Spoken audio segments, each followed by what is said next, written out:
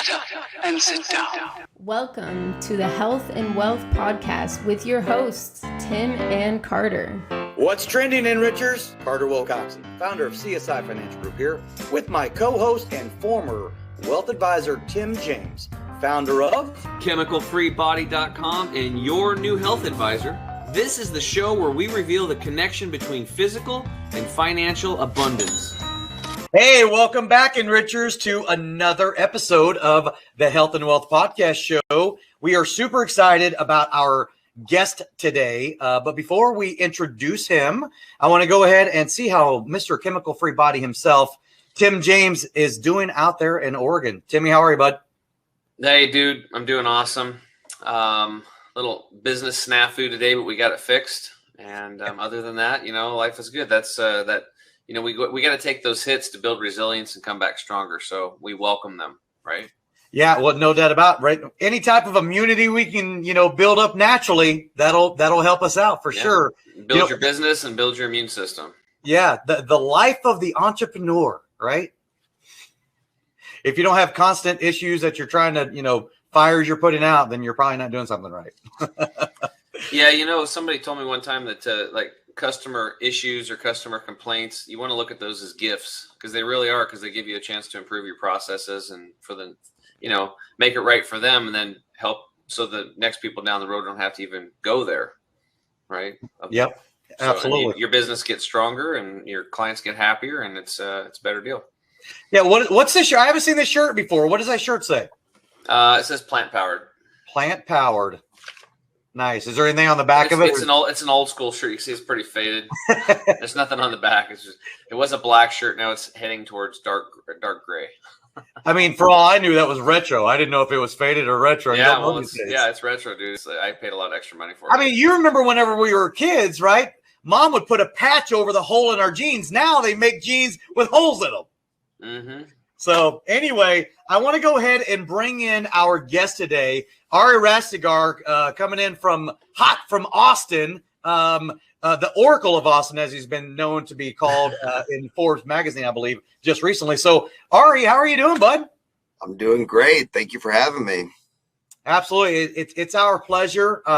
You and I, we've been going back and forth, and it's funny, our infancy or our beginning started on Instagram. Right? Like we were not even sure exactly how we connected, but yeah, it's exactly right. And I'm not too savvy with all of that stuff. I've kind of just recently started to kind of learn what that means. My 5-year-old son, knows more about, social media and TikTok and Instagram than I ever will, so I kind of new to it, but we have a good team that's kind of, going through that stuff, and I'm learning a lot. Yeah, well, I can tell you that when it comes to social media, that engaging back and forth, you can form some relationships. I mean, obviously, we never knew each other. We're going to find out today. You're going to be sharing with the Enrichers your backstory here in just a little bit, but it's the purpose, I think, of social media was really to be more social, right, as opposed to what it sometimes feels like more like socialist. I digress, but. It's been a great way for me to, create relationships. And this is a perfect example of it. So, if you're engaging with your followers and you're following other people and you're trying to, add more influence or whatever in any business that you're in, Enrichers, if you're listening out there, make sure you engage with your followers. And they actually are a lot of times the people who are on there are actually the ones who own the handles. Right. So you and I started communicating on Instagram, became, friends and followers and everything. And now here we are. That's so cool. Yeah. Different world. No, not very cool. No doubt about it. So I think that was the original social distancing we were supposed to be doing. Anyway, again, I digress. So Enrichers, get ready. We are getting ready to find out about Ari Rastegar and his backstory. So, what they really want to know, Ari, is what led you into commercial real estate and all the things that you're doing? And we're going to get to that, I know, in the second segment. But, take us back to how far you want to go. What was your attraction to this industry and where you're at today? Talk a little bit about, where you came from and then like where you're at today. Yeah, I appreciate it. So, you know, I don't come from too much. You know, my dad was an Iranian immigrant, was studying here in Austin, Texas, where I am right now, where I was born, and where I live now with my wife and 3 kids. And, you know, the Iranian Revolution broke out in the, you know, late 70s, early 80s, and they ended up staying here and kind of had to start over, you know. And so right around that time, I think my dad found out that his girlfriend was pregnant, and you know, here I am. So it was an interesting time growing up. You know that it's hard to say you came from nothing. You know, when you're so blessed to be born in America and born the time that we are, but we really didn't have much, you know, at all. I mean, I flipped burgers through high school, delivered pizzas through college. Had to went to 2 community colleges before transferring into Texas A&M. Then went to law school and borrowed $3,000 from my friend's dad and started my investment company while I was in law school in my first year. And it's been a ride. And since then, I spent time on Wall Street, came back and started my own shop, to really institutionalize, what we're doing in private equity. And since then, we've invested in 38 cities, 12 states, 7 asset classes. And we're now one of the most prolific buyers and developers, I guess in Austin, in the Austin MSA, and having a lot of fun doing it. There's always challenges, and there's always, my grandpa used to say, when you pray for the rain, it's a translation from Farsi, but when you pray for the rain, you got to deal with the mud. So there's always something to deal with, but I'm lucky to do what I love, and that love was instilled in me from my dad and my grandpa. Early on, my grandpa always thought that he was a medical doctor, and I wanted to be a doctor like he did, like he was, and he wanted me to be a businessman. And we look at these big buildings in downtown Dallas walking together, when I was a kid, and he'd say, you need to own these types of buildings and build these buildings. And it kind of just laid that little chip, or that little thing in the back of my head. And I got that itch and followed it. And what I love about it is not only, in our multifamily platform, you're creating people's homes, and I really love that experience, marrying technology with that, because we're as much a data company, data technology company as we are a real estate company, to really enhance this customer experience.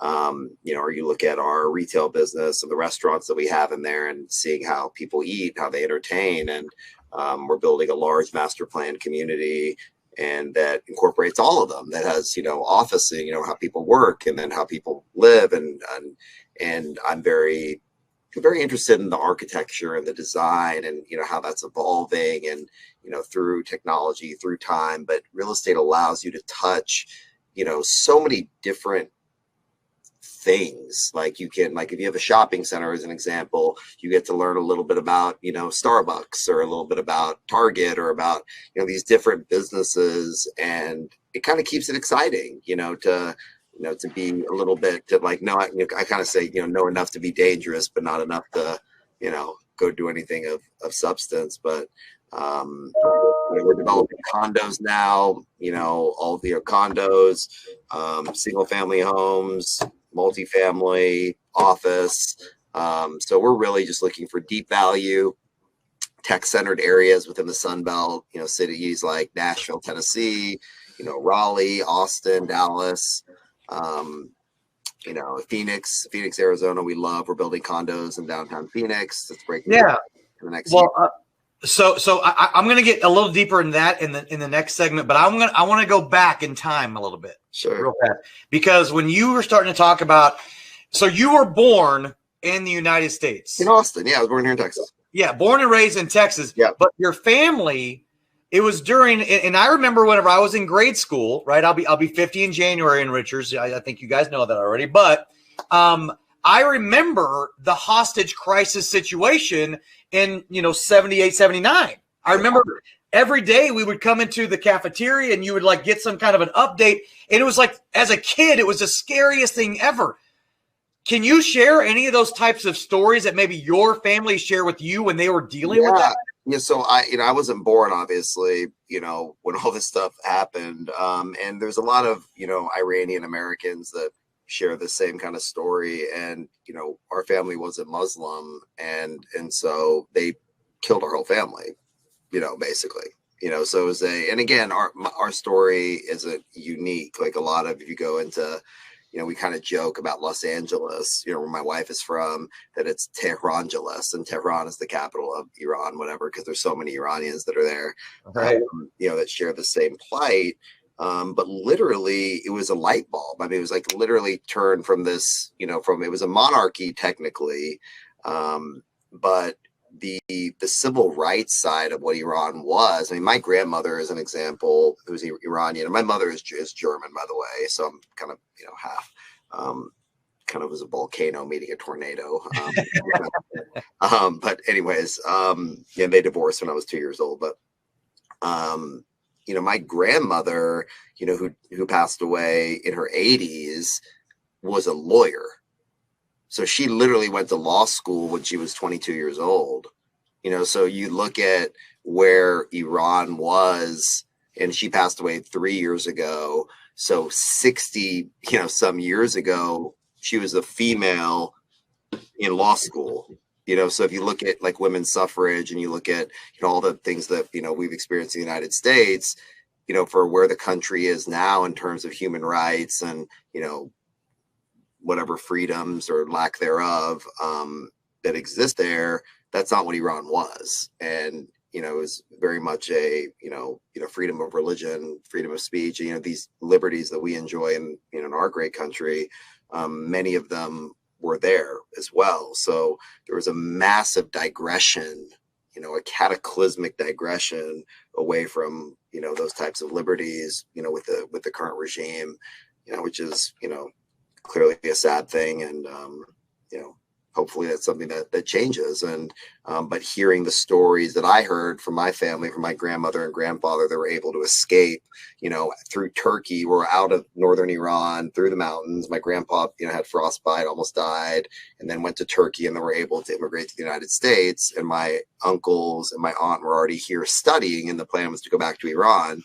But the stories that they spoke about is not the Iran that, we would see on the news today, or, you would read about, whatsoever. So it's just this stark difference, between what it is. And, so the stories that I'm told from their Iran were very beautiful stories, and, ones that are filled with, with joy and laughter and all that good stuff. And, I think it looks a little bit different these days.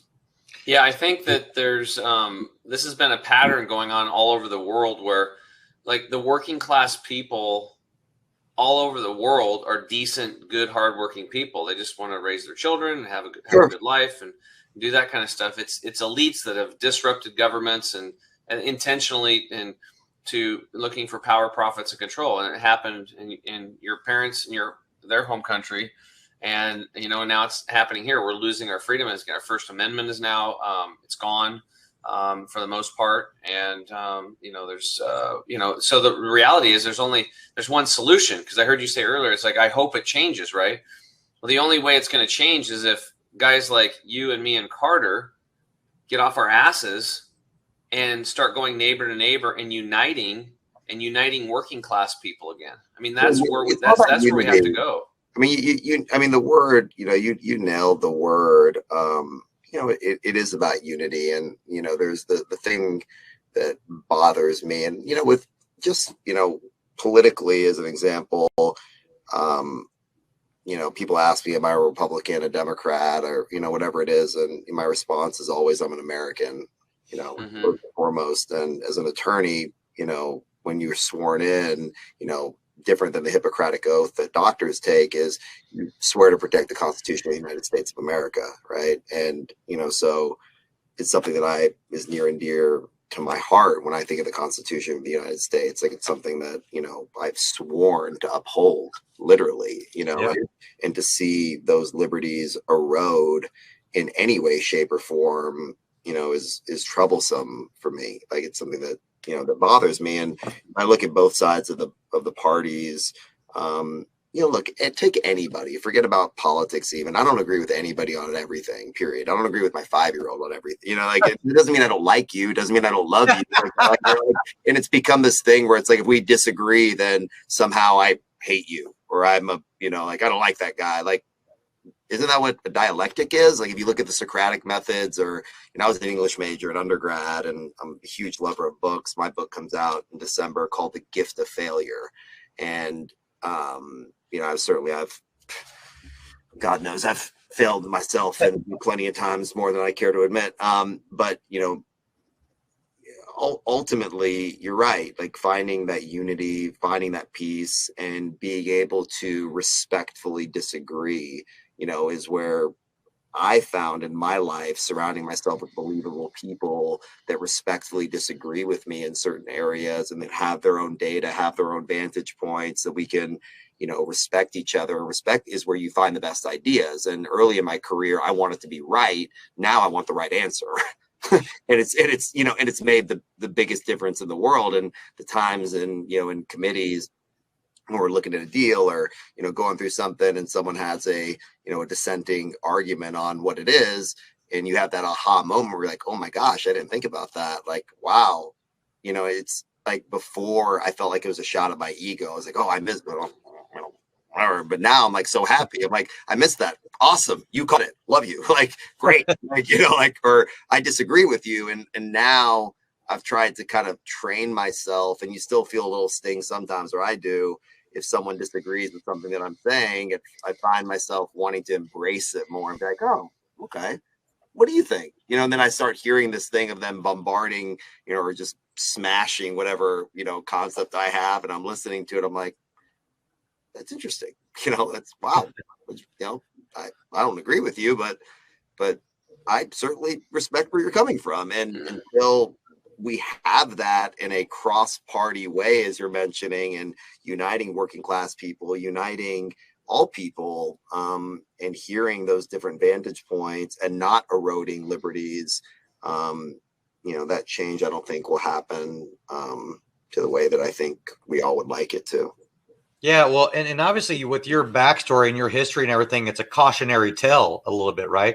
You know, what Iran looked like maybe in the 50s and 60s compared to what it looks like today. I always say it all the time. My dad says it to this day, you know, with, you know, tears. My dad's an attorney also, you know, went to law school later on in life. And, you know, he said, look, I've seen, you know, I've lost the country before.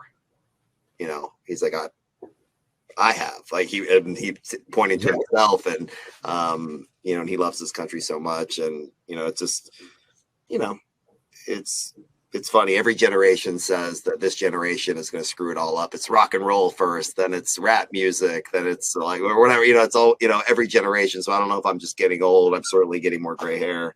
But, you know, it's definitely a very, very interesting time, to say the least. Yeah, no doubt. And, you know, really what you're talking about there about the unity, and is the thing that feels sort of suppressed and watered down is, as far as I'm concerned, the diversity of thoughts. It's like, sure, no, we don't want any diversity of thought. It's either this way or this way.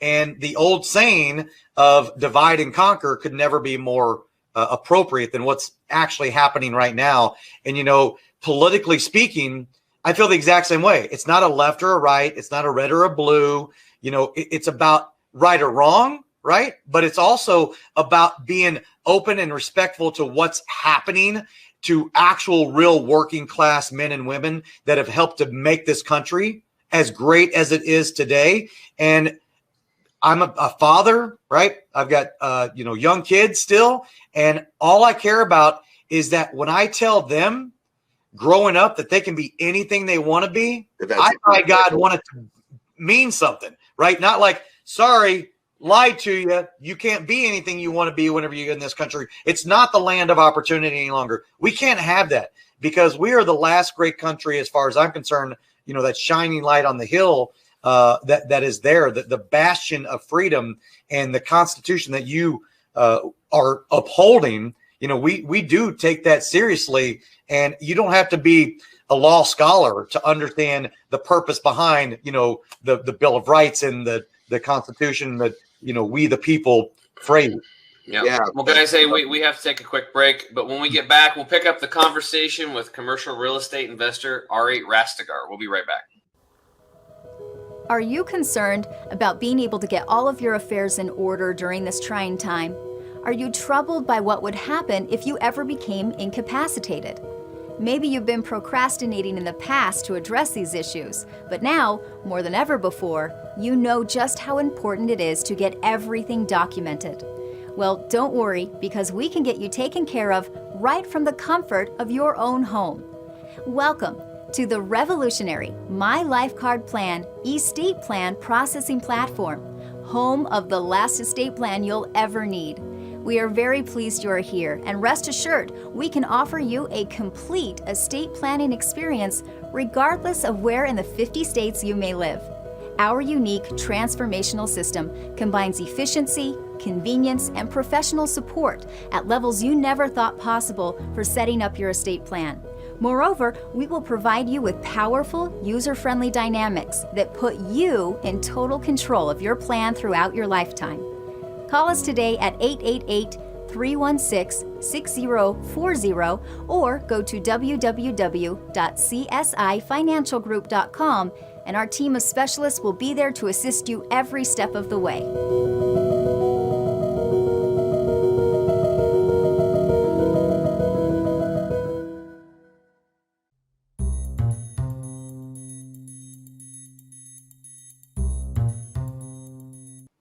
What's up, Enrichers? Tim James here. I'm back with my co-host Carter Wilcoxon. Today in the house, we've got commercial real estate investor Ari Rastegar having a nice conversation about, truth, freedom, and health again. Here we go. So why don't we go ahead and get into, Ari, more about like your business and the type of business that you offer for certain clientele in your neck of the woods. But let me jump in real fast. I want to know how you went from a $3,000 loan to being like one of the top influencers in your industry. Well, it's very kind of you to say that. Well, the $3,000 loan came from my friend's father when I was in law school to build a single family home near Canyon Lake, which is a little bit north of San Antonio, a little bit south of Austin, Texas, for the listeners that don't know the area. And I went and knocked on the developer's door, whose name I saw on most of the, houses that were being built and sold. Like it was literally, I saw framing, sold. And I went to the office and just said, hey, I got a few $1,000. I got some scholarship money.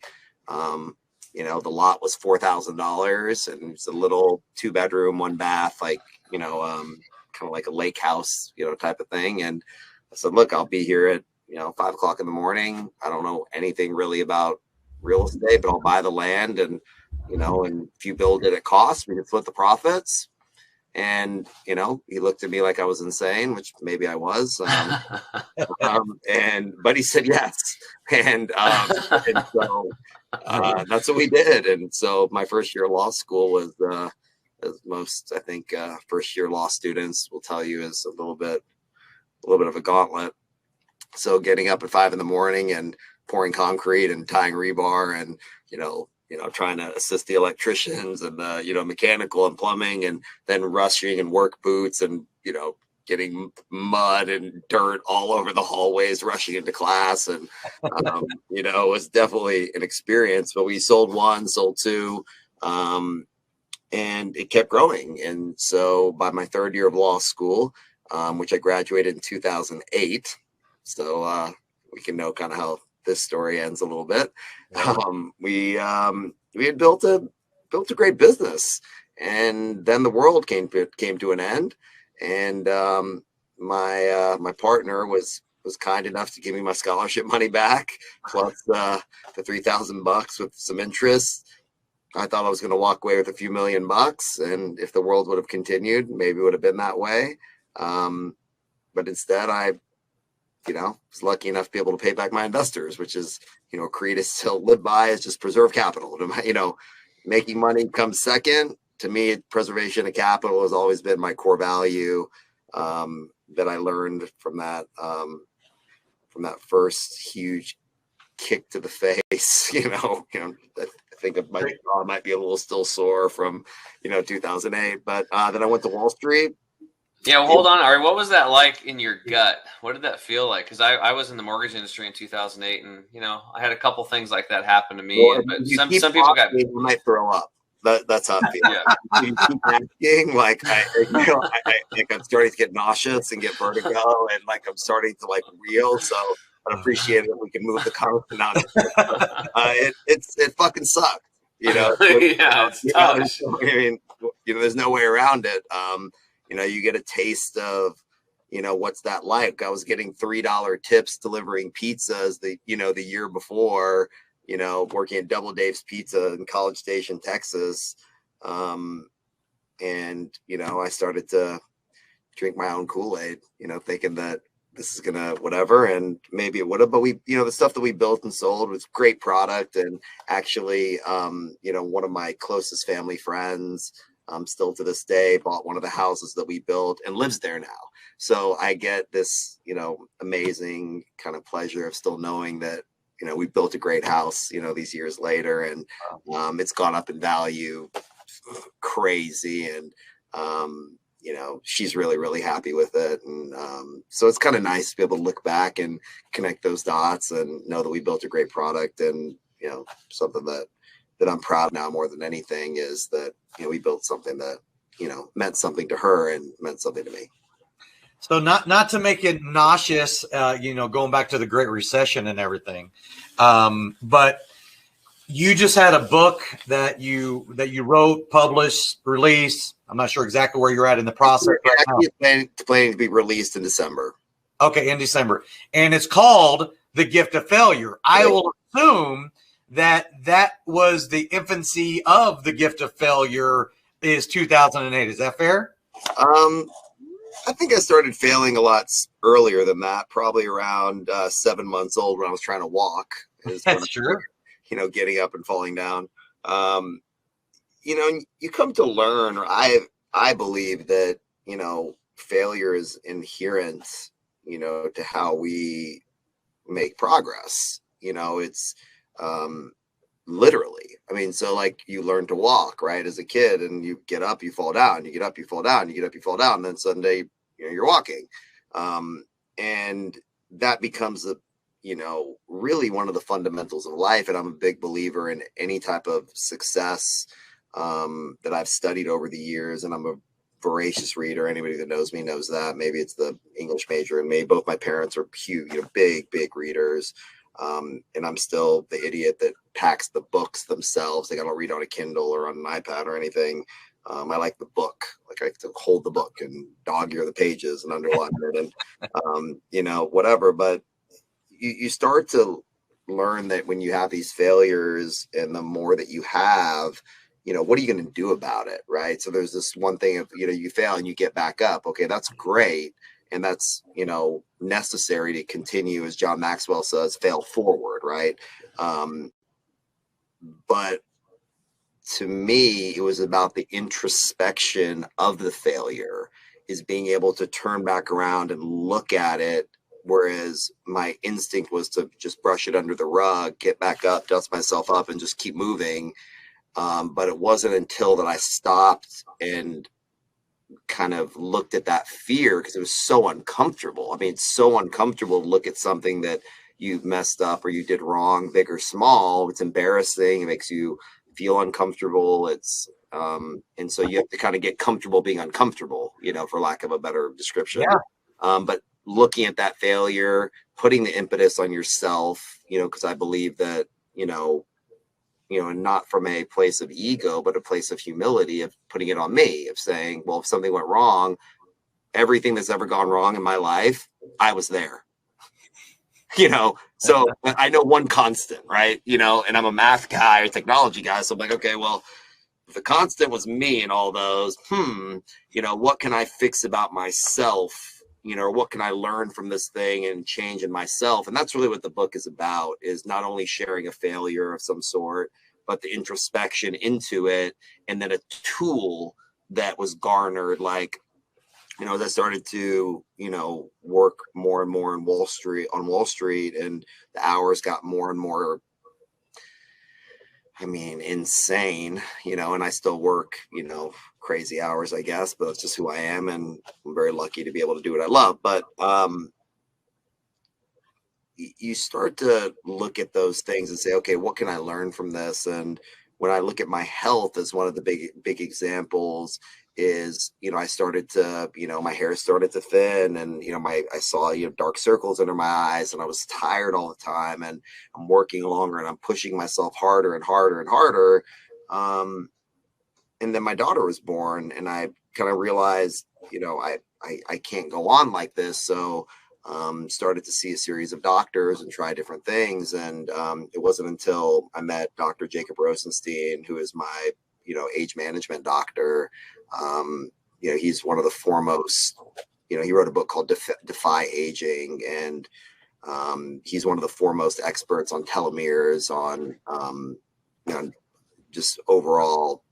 And anti-aging is probably a bad word. People say anti-aging, we age, it's fine, but it's how you age. And he tested my blood, pulled 12, 15 vials, and every 60 days he looks at 150 different things, going on in my blood, and creates pharmaceutical grade vitamins at a compounding pharmacy specifically designed for me, and pharmaceutical grade hormone replacements to optimize my health. And I do that, so I can contribute, like, so that I can, feel good and work a long day and be home with my kids. I didn't have anything left in the tank. And, by changing the way that I ate, and my cholesterol was horribly bad, for my age, being in my early 30s. And he was like, well, we have a few options. You can go the Lipitor route, we can go the Mediterranean diet, or you can, try going vegan.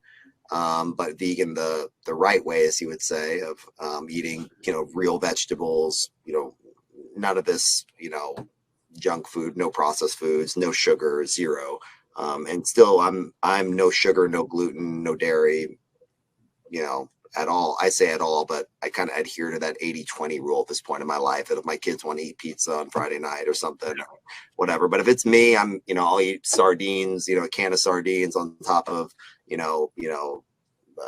some lettuce or whatever, a little olive oil, some water, I'm good. Right.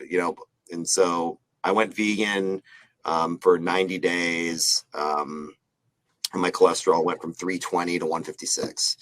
And I just watched with the numbers, what that could do, and directly to my business, or how I was operating in the world, changed profoundly.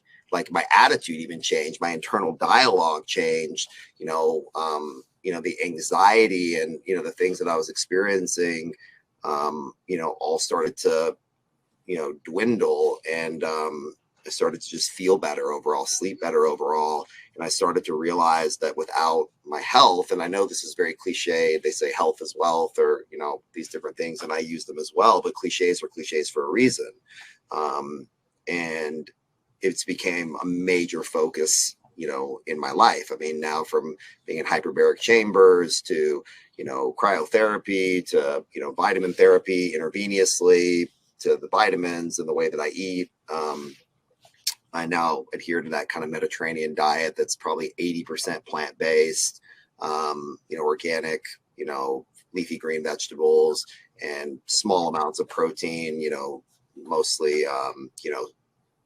mostly fish, low mercury fish, cold water fish like sardines, mackerel, salmon. Don't eat much tuna or shark or things like that. Most of those predatory fish have very higher levels of mercury in them, so I try to stay away from that. But I find that getting those workouts in, high intensity workouts, mixed with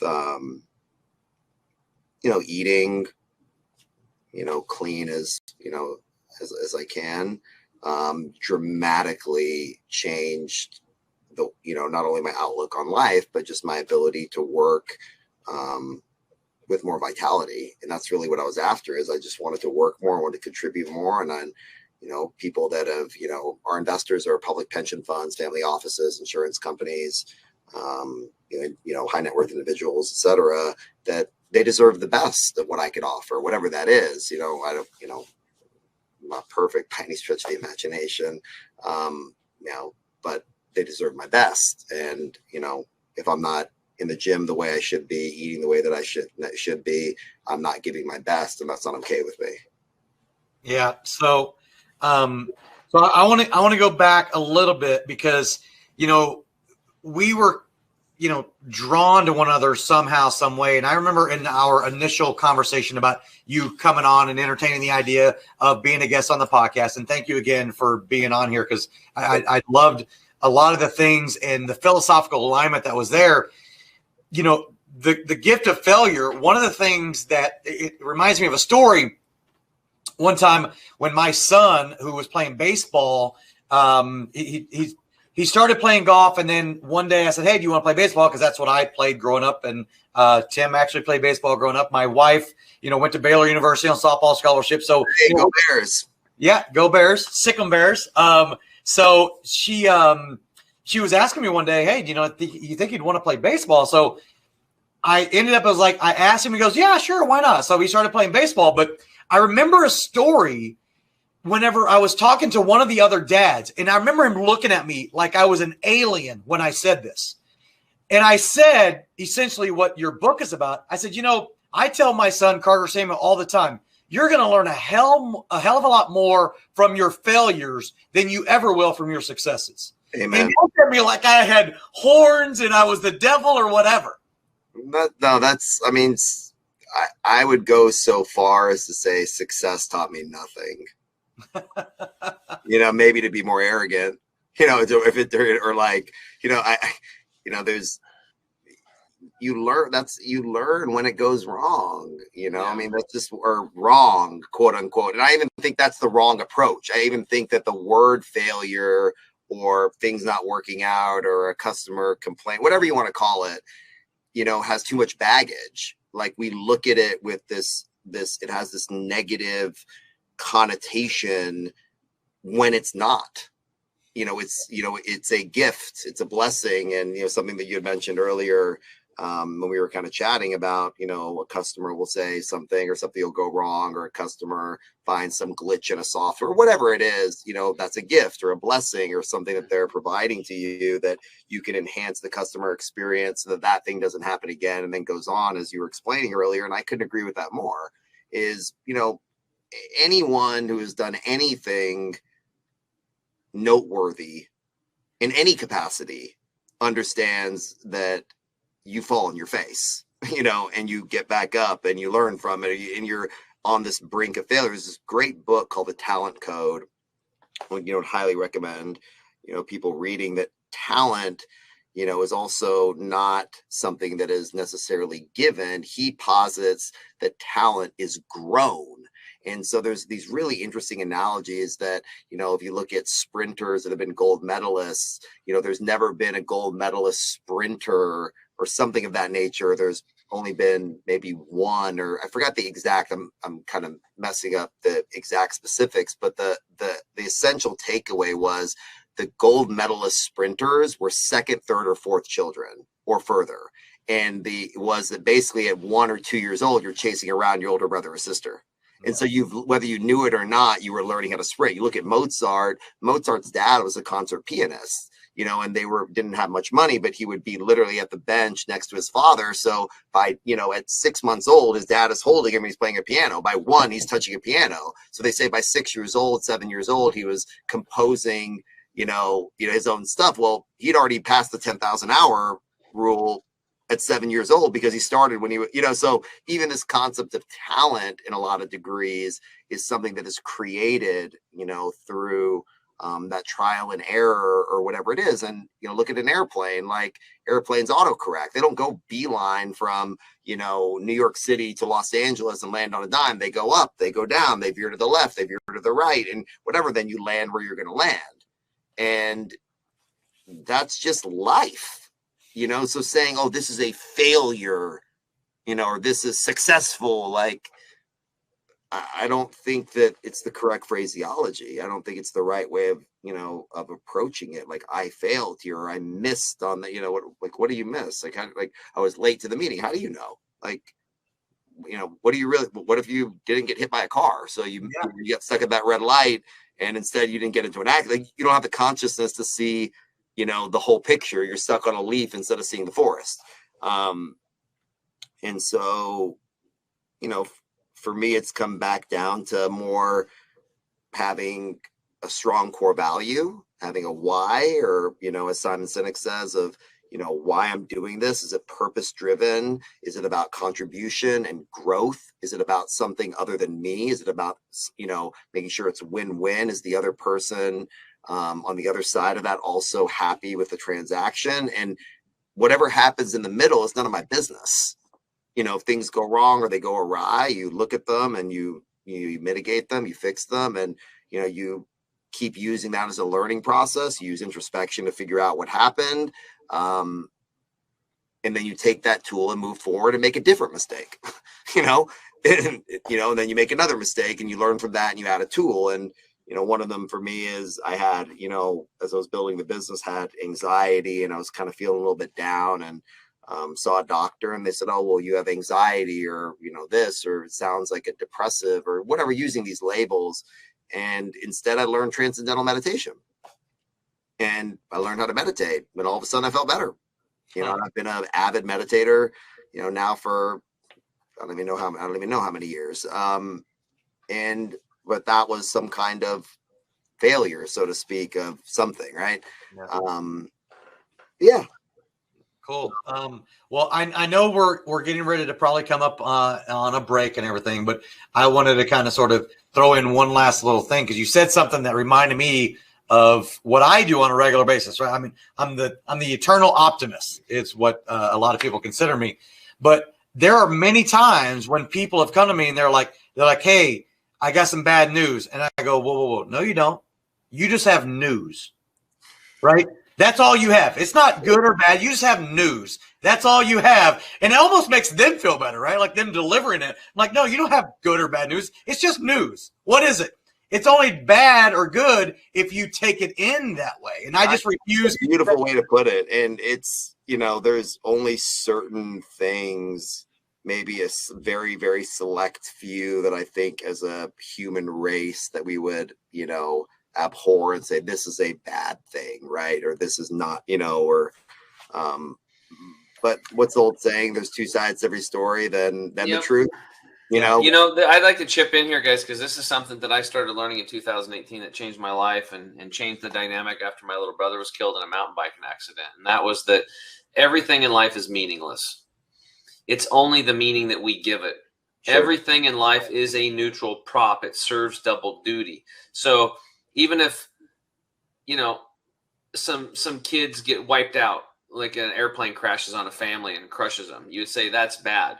But on a higher level, that's what those people wanted to have happen. Everything, we are responsible for every single thing that happens in our life. And I know for me, it was hard to swallow this in the beginning, but I understand it now. It took time.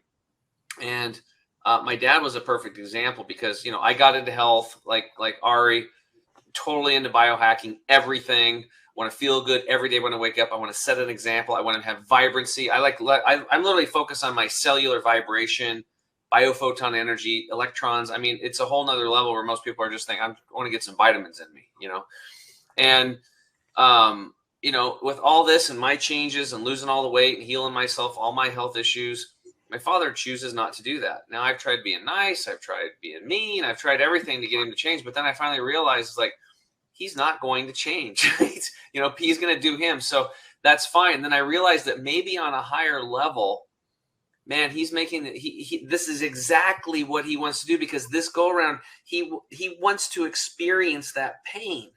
And for whatever reason, maybe just for his own experience, or maybe that he wants to be the example, because he provides so much contrast for me.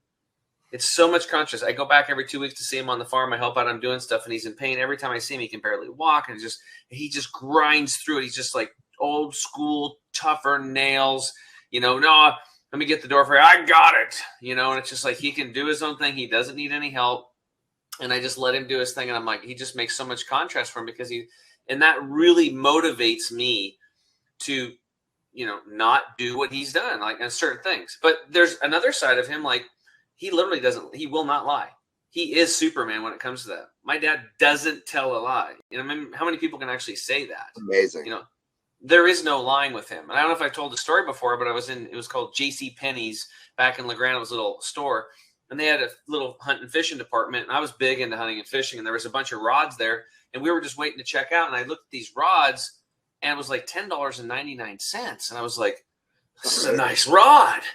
And I'm like, I'm getting 3 of them, And I'm like, Dad, you got to get these for me. And he's like, oh, okay, we'll set them down there. And then the gal rang it up. And then he looked at the pole and he's like, $10.99. He's like, this rod's too nice for that. He goes, you go check that. Call your manager, And the manager comes up. Oh yeah, sorry, they're supposed to be $109.95. And I was like, damn it, And I was all mad. But my dad's like, see, I knew that was too good. Put him back, He will never lie, never lie. So you take shit like that from your parents or from life, and you take the good, and you take this quote unquote bad. It's all good. It's all how you look at it. And it's how is that circumstance going to serve me? And when your reality changes is when the very same things happen around you as it did a moment before, but the way you respond to it is different.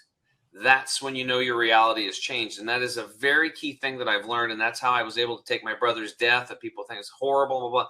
And to me, it's been a gift because it empowered me to get out of the financial services industry and become a health coach, create chemicalfreebody.com. And now we've helped thousands of people not experience the pain that I went through and that my father's currently going through and a lot of other things like that. So it's all gifts, man.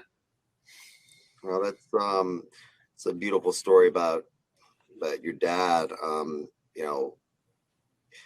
Ultimately it's the same thing. Like I'm kind of like you in the regard that I put the onus on myself, of whatever it is. Like I said, I'm the variable and whatever is going on there. And I say that with, like I said, with humility, like meaning I need to change me. Like if something's going on, like what can I work on myself, and my business is an extension of me as a founder and a CEO. I look at whatever those things are. I'm like, so the more that, like whether it's health wise, whether it's exercise, whether it's whatever, it's, that tree analogy, and then the business is like the branches. So the more that I do that, I found that the business has been directly correlated.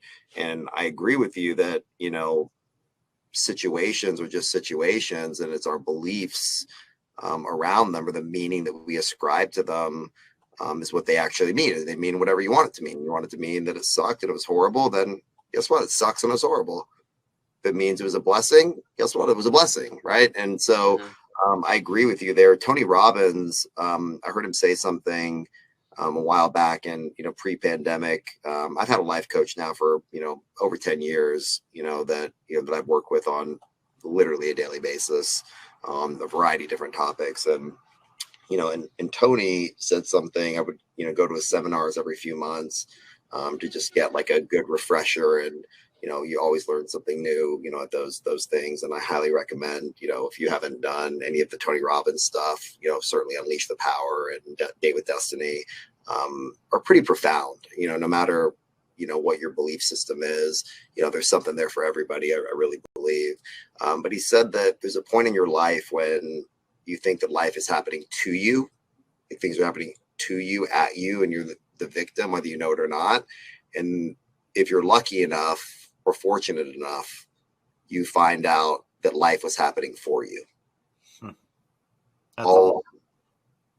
And as you mentioned, whether it's example from your father, some things in life we need to unlearn, and then there's things that we need to learn. And I find that I have most of the stuff is I'm unlearning, I'm taking bad, deleting old software and putting in, the new stuff. And so much of this impetus, certainly in, Mark Twain would say, I never let schooling interfere with my education, and in my education, or my schooling, they're constantly giving you this more data, more news, more stuff to learn, more stuff to bombard my rote memory system. Where in reality, there's so much stuff that I need to get out, like different beliefs or meanings that I put towards situations that need to be need to be changed or altered to serve whatever that higher purpose is. Yeah. Awesome. Well, I think that's a good spot to take a break. And Yeah. when we get back, we will return with our guest, Ari how do you say it?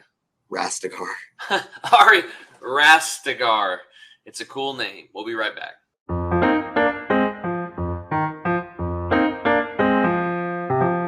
You want the absolute best for yourself, and you want it to be easy. That's why we created Green 85. It helps with detoxifying the body gently. We're proud it's chemical-free, unlike almost all other supplements you'll find. Bottom line, Green 85 will get you healthier. We look forward to hearing what Green 85 did for you.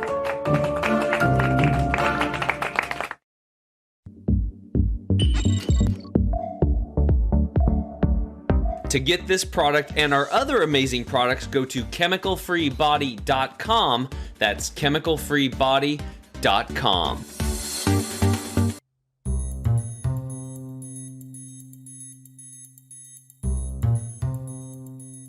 What's up, Enrichers? Tim James here with my co-host, Carter Wilcoxon.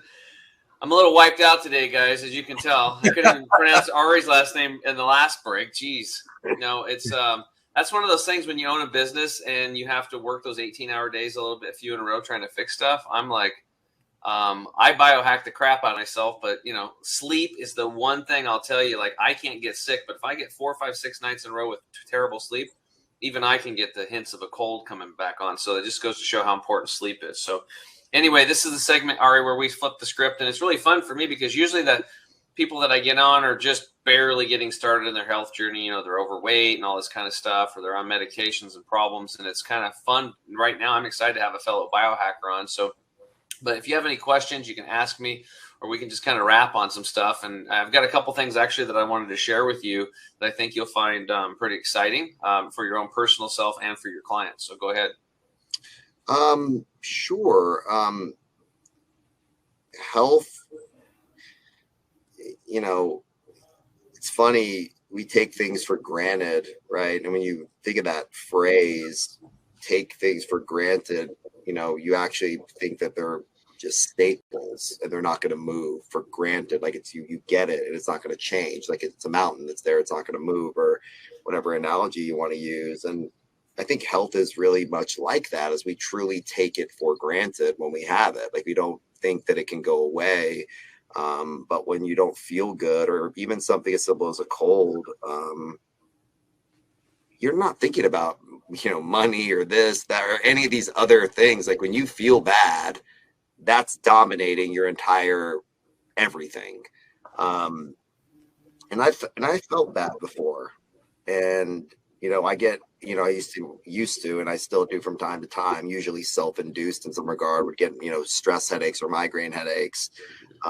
Usually when I'm working too much and not drinking enough water, and 90% of headaches now they know comes from some sort of dehydration.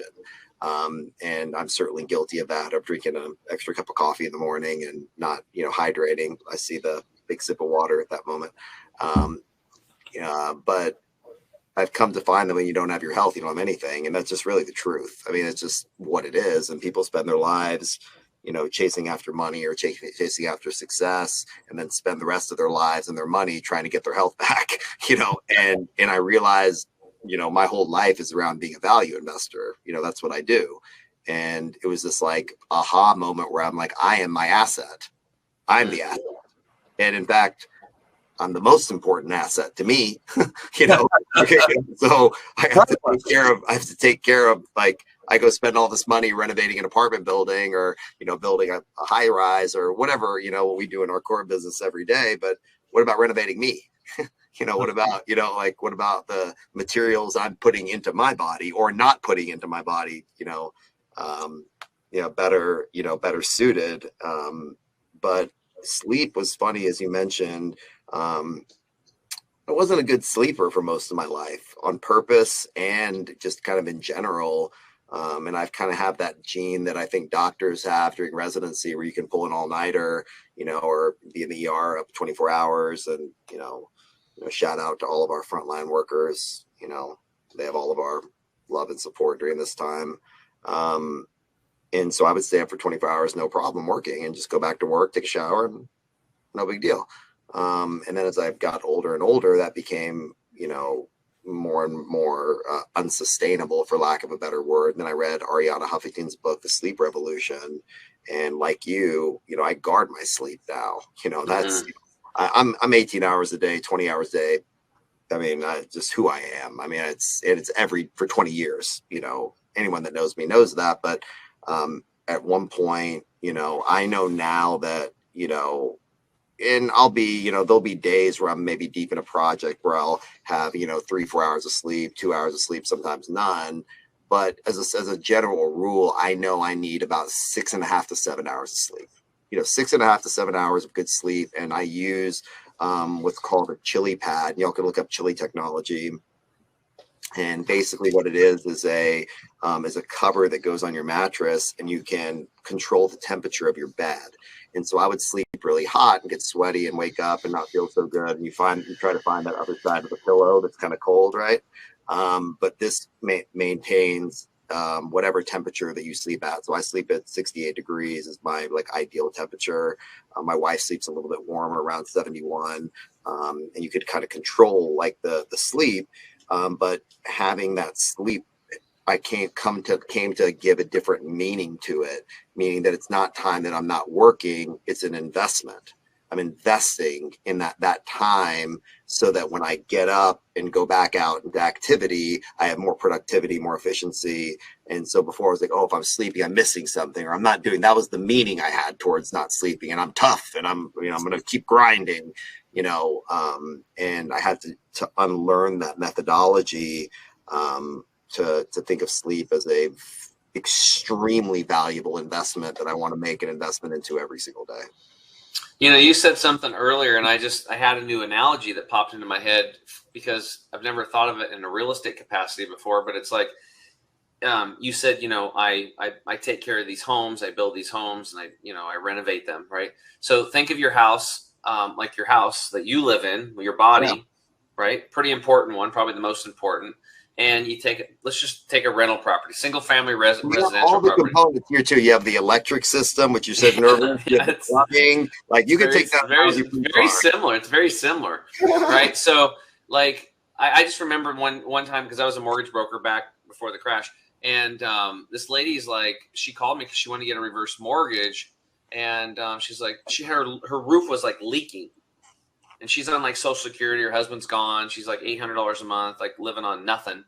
And I'm like, you need this. You really need to get this loan so we can take some money out and repair the roof and button the house up again. Otherwise, all you're going to have is a lot. That's all it's going to be worth, because it's going to crumble. And every day that goes by, you're going to have more dry rot and more damage, and it's going to be more expensive to fix it. Sound familiar? People just put things off. They put things off, and they put off their health until a wheel falls off. And all of a sudden they find themselves in an emergency room. And then it's tens of thousands, not hundreds of thousands of dollars, maybe millions. Care is ridiculously expensive today. And that model, not the type of stuff that we're talking about, where self-care and nutritional supplements and diet, nutrition, and, hacking your sleep and all that kind of stuff. But boom, all your money can be gone very quickly trying to put that wheel back on. So if you're a real estate investor, you're going to take care of your rental property so it can keep producing an income for you. It can keep producing. So why wouldn't we just take care of our body so that we can keep producing it? It's really that simple. It's real simple. It's actually super simple, and but it's it's the whole common sense is not so common, but it's. And I hear that people say, oh, it's very expensive. It's this, that, and the other. And I know I take it to an extreme, and, doing, a lot of different, using a lot of different modalities beyond vitamin supplementation and things of that nature. But in reality, back to this kind of 80-20 rule, it's actually, a can of sardines, which people think is so gross and whatever. I don't know the last time you ate a sardine, but it tastes like tuna. It doesn't really smell like fish. It has 40 grams of protein in it. It's a vegetarian fish. People say, you are what you eat, which I think is an incomplete statement. It's actually, you are what you eats in reality. Literally. Yeah. So they're a vegetarian fish, and they're higher, they're very low on the food chain. It's a small fish, so they only eat plankton. But it's $1 for a can of sardines with 40 grams of protein, and a handful of lettuce, organic lettuce or organic spinach is like another $1.50 maybe. So I can eat what I would consider a perfect lunch for me would be like, you know, mostly this spinach or mixed greens or some sort of, or vegetables, whatever you want to throw in there, and a little can of sardines. And to me, that's a great lunch. And it costs me $3, you know, or $2. And so, can you make all this stuff expensive and fancy and hire a chef and do some sort of like zucchini pasta with this, you know, do all these different things? Yeah. But fundamentally, can of sardines and, you know, a little handful of lettuce, few bucks if you're employed and in some capacity, you know, comes up to what, you know, 3 meals, $9 a day, $8 a day, you know, like, so there is a realm to do it that's not unbelievably expensive, and not needing a personal chef or, you know, any of these other things, which are great luxuries, but they're exactly that. They're luxuries. They're not, you know, necessities, but taking care of your health. We actually just kind of talked about that, Carter. Remember we did that episode just with us, and I kind of gave some takeaways. One of them is eating lower on the food chain, eating simple. What happened to just picking an apple and eating it? And simplifying your life and getting back to nature. And the farther we are away from it. So, you know, I wanted to point out that's really smart. Like on the sardines, like you said, they eat plankton, you know, so they're very low on the food chain. In the ocean, usually it's called, these animals, us on land and in the ocean, we bioaccumulate toxins. And there's a lot of toxins out there today, especially in the ocean: mercury, cadmiums, leads, nickel, all these things. And not only in the ocean do you have bioaccumulation, but you have biomagnification, because as the little fish eats the next big fish, that's why he's not eating tuna, because by the time it gets to the tuna, there's each fish it's went up that food chain. You've had the whole entire life of that food bioaccumulating, and it swallows it all in one gulp. And then it magnifies in that fish and goes to the next fish up the chain until the tuna is just polluted, you know, completely polluted. So that's just a little inside hack there. But Ari, what would you say, you know, for people that are, you know, just getting started, you know, your financial advisor, or just whatever, you know, whatever profession you have, garbage truck driver, nurse, or whatever. And you know, what are the 3 things that you've noticed that would make the biggest difference for the least amount of effort? Sure. I'll give it to you very simply. Move your body vigorously, you know, whatever that means, however you can do that in whatever capacity that you can move your body vigorously. Eat more vegetables, you know, just in general, no matter what it is, just eat more real food. If it has a label on it, don't eat it. Like, it's just, you know, like for the most part, you know, eat more vegetables. Or I could swap that with eliminate sugar from your diet. And sugar is hidden in more things than we have any idea. Bread, if you look at the glycemic index of bread and like a turkey sandwich, right? And you say wheat bread, the glycemic index of a slice of bread is the same as a chocolate chip cookie. So you literally have 2 cookies on top of each other. So every time you eat a sandwich, think to yourself that I have 1 chocolate chip cookie, 1 chocolate chip on the bottom, and some turkey or lettuce, tomato, whatever you have that you're eating. So, and that goes for even fruit. There's even fruit that have very high sugar, like pineapple as an example, or cherries. They have high sugar. Eat low sugar fruit or no sugar fruit, like berries, raspberries. You know, and I think the last one is meditation. And I believe it to be one of the most fundamentally, profoundly important thing. Every, you know, adverb you can think of, that has resounding effects. I believe it to be a cornerstone habit that affects so many different other things. And even if it's for 2 minutes, you know, learning whatever modality, you know, serves you best. I do, like I said, transcendental meditation, or TM for short. There's local clinics all over the world. And with those 3 things, I think you're on your way to improving. Yeah, absolutely. And you know what they're doing to the turkey today? They're squirting sugar in the turkey too, and there's sugar in the mayonnaise. So you got a couple. It's crazy. It's, you know, sugar is the, you know, I think the science is pretty conclusive that sugar is the killer. At one point they said it was salt or this, you know, it changes, right? This is good for you, that's bad for you. But at the end of the day, we do understand, you know, you look at type 2 diabetes, and I'm not a doctor, or, you know, or an advisor on any of this stuff. So these are just, literally my, my personal kind of opinions or things that I've seen. But, you look at some of these diseases, so much of them are preventable by eliminating sugar. I mean, sugar is so much, even the food they've seen, there's studies that, sugar is literally the food of cancer. If you want to feed cancer, to grow it, eat more sugar. Literally. Wow. So, I mean, sugar is, there is,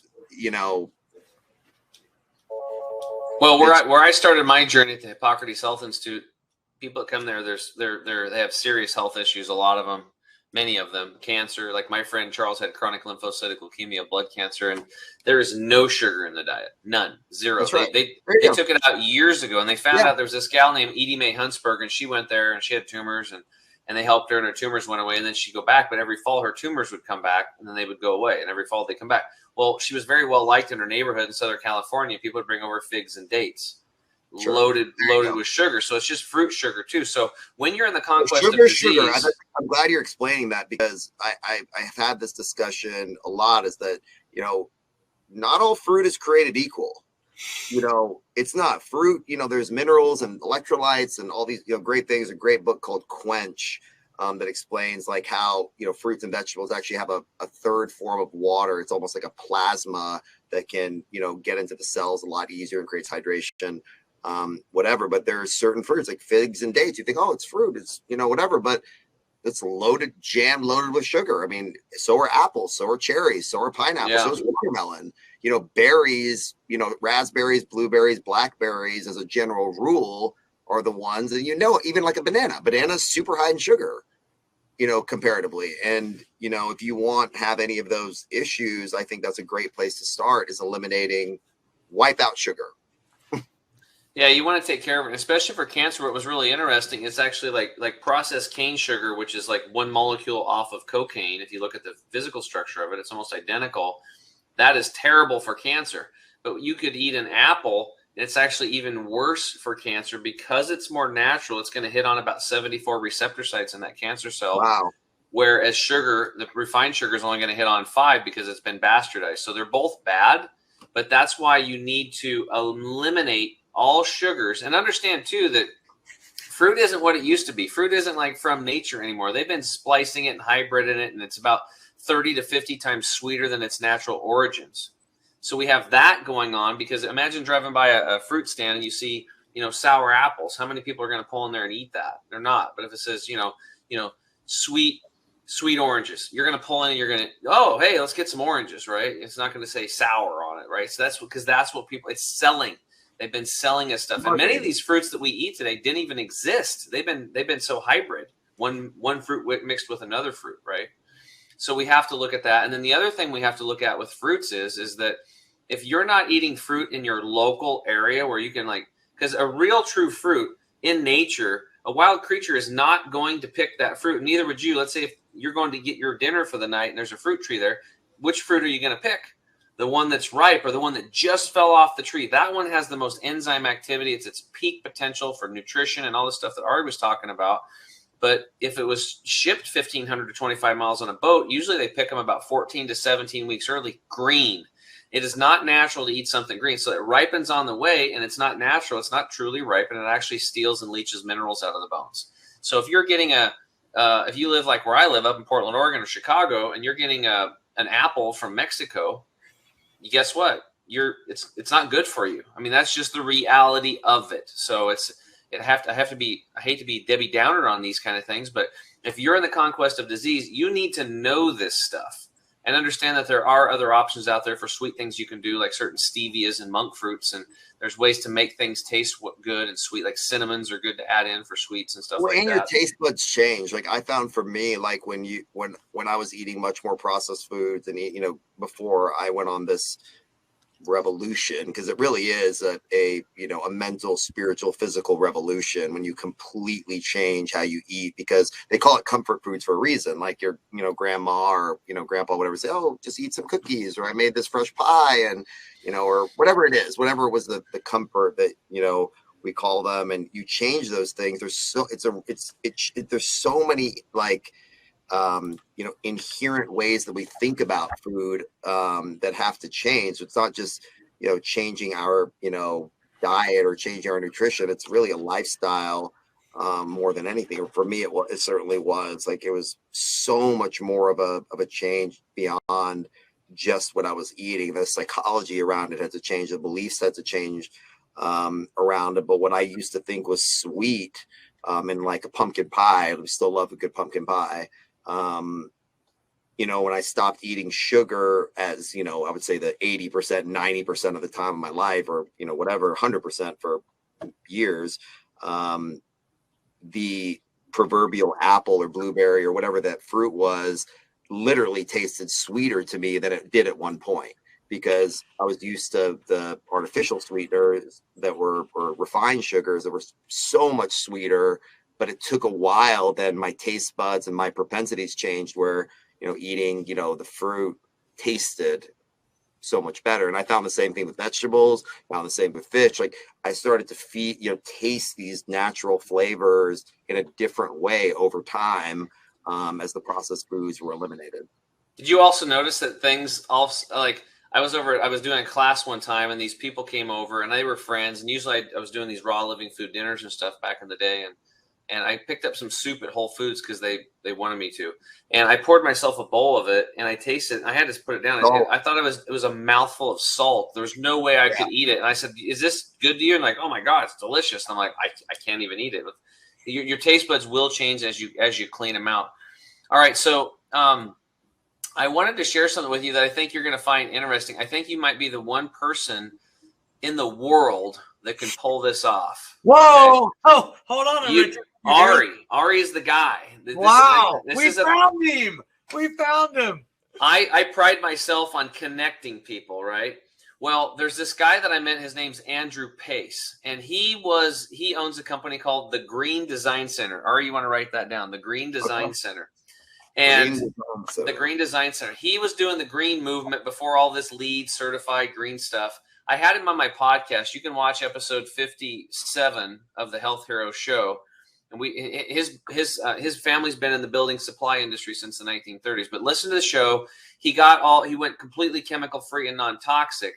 And so what he does now, he has all non-toxic material from all the paints, caulking, grout. Everything is non-toxic, and he specializes with people that have high sensitivities, right? Now, everybody's sensitive to this stuff at some level, but I think with the way you were talking and all your spiritual practice and stuff like that, and really wanted to do good for humanity, this might be a really good connection where you guys can come together and build a space where people could come in and have, an airtight home, but that they can actually, without toxins in it, killing them, because this is causing a major problem in children. I would love to meet him. Yeah, well, definitely. I'll make an introduction. If you give me your cell phone through Carter, and I'll text you guys. You guys can connect. And I think he would be a great person to have on your new podcast as well. Oh, thank you. That's wonderful advice, and sounds like a great, amazing concept and a great guy. Yeah. So I see it in the future. Ari's going to have this chemical-free community. I love chemical-free homes, baby. It's just going to be like nature in Texas. Yeah, thank you for sharing the way that sharing my own belief system, what my own goal is as well. That's definitely the life and that I seek to design. Yeah, I think it's really cool. I'm super excited inside right now because I'm the one in the trenches day in and day out, talking to parents that are to sick children and stuff, and the mold and the toxic chemicals and the 5G from the smart meters and stuff like that. And I'd be happy to chip in with all the knowledge that I've downloaded over the last 11 years, whatever I could do to help you out in that process as well. I love it too. Yeah, you definitely reach out to me offline. Carter, like I said, knows where to find me. We can definitely do that, and we'll trade notes. I call it kind of sharing jewels. Like, I got, or puzzle pieces. Like, I kind of got this piece, you have one piece, you kind of like exchange them. Kind of just, put it on the table and say, "Oh, I didn't know that, but I didn't know that one. Hey, I didn't, Yeah. I'm thinking too. We'll have a conversation offline and kind of exchange some hacks. Let's do it. Because I'm sure you got a couple that I haven't found yet, and I know I got a couple that you probably don't. And then I could actually have you on my show. I don't know if I do, but I'm sure you have a bunch. But we could do some hacks on my show, and then I could have you on the show and say, hey, this is what I picked up from Ari, and this is what he picked up from me, and this is what we've experienced. That would be a really fun episode. I love it. I got to jump, guys. But Yep. This has been tremendous. Thank you so much for having me, and that was really cool. Hey, let me go ahead and just take us out then, Ari. And I want to throw in one more last shameless plug, if you will, for the gift of failure being released in December. Make sure you check it out. The Gift of Failure from Ari Rastegar. So for my co-host, Mr. Chemical Free Body himself, Tim James, and our esteemed, wonderful, amazing guest that we had today, Ari Rastegar of Rastegar, Austin, 38 different cities throughout the country, or 38 states in the country. There's so much. Oracle Commercial Building. Totally. All the show notes will be in here, so you can be able to learn all about Ari's. Ari, that dude from Austin. That dude from Austin. I'll take that. The dude from Austin, my new friend. So I'm Carter Wilcoxon, CEO and founder of CSI Financial Group. Make sure to like, share, and subscribe to the Health and Wealth Podcast Show on wherever you get your podcasts, Apple Podcasts, Spotify, Google Podcasts, and make sure to check out any of the previous podcasts by going to the Health and Wealth Podcast Show.com and check out our website, and make sure you check all of those previous ones out. So again, for Ari Rastegar and Mr. Chemical Free Body Tim James, I'm Carter Wilcoxon. Have a phenomenal and abundant day, and may everybody have a wonderful rest of your week. Thank you, everybody. Hey, Enrichers. Thanks for tuning in to another episode of the Health and Wealth Podcast. I'm your host, Carter Wilcoxon. And I'm your host, Tim James. And by God, we are committed to helping you guys have fat wallets, flat bellies. So tune in again for another episode, and make sure to like, share, and drink a lot of water. Or beer. You have just listened to the Health and Wealth Podcast with Carter and Tim.